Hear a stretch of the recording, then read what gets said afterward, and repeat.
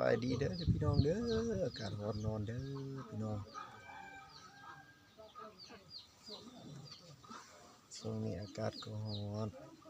นอนพักผ่อนบางคนอยากนอนนี่เฮ้ย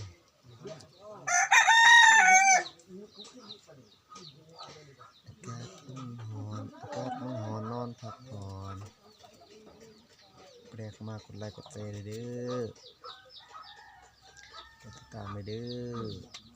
พบกับตุสวรรณบาลเมตรมันก็เป็นบ้านเราก็อยู่บ้านปังสลา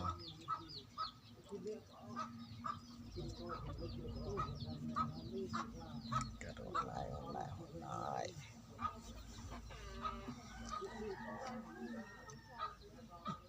เบิกกอกเฮ็ดเท่ๆเฮ็ดสวยๆเฮ็ดงาม